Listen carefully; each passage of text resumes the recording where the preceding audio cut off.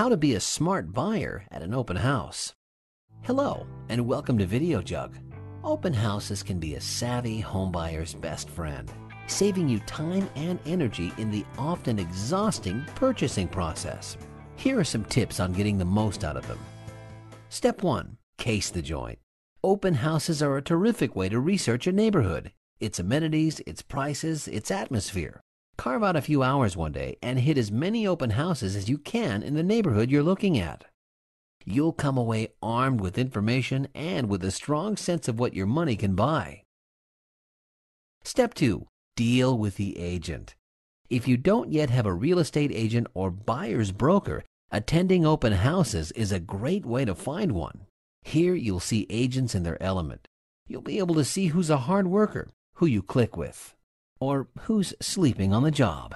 If you do have an agent, sign in using his or her name to avoid confusion for the agent who's showing the house. Step 3. Mind your manners. We know it's hard to keep a straight face when confronted with some decor decisions, but do keep your lips zipped.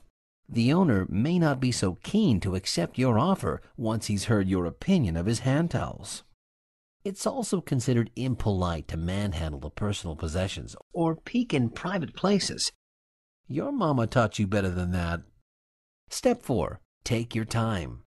Walk around at your own pace. Check out the fixtures and cabinetry. Turn on the water to check the pressure and water heater. If the owner's there, ask questions and chat about the neighborhood. Step 5. Scope out the neighbors. If you're interested in a property, walk around it and see what you can observe. Are there many cars parked in a driveway signaling a crowded house? Is their yard kept up? If you get serious about the house, ask the owners how the neighbors are. Step 6. Don't jump into an offer. Real estate columnist Elise Glink suggests resisting the temptation to make an offer at an open house.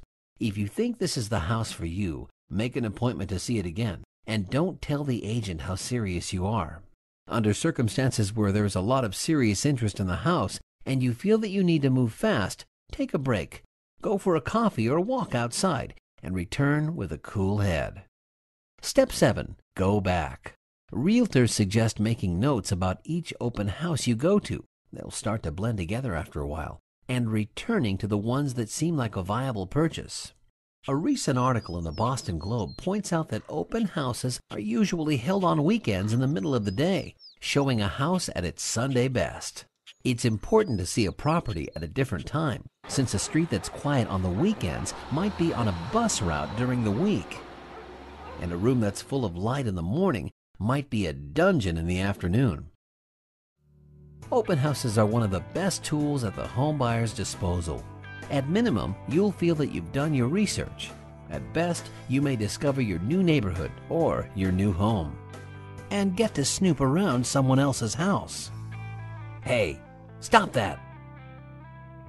Done.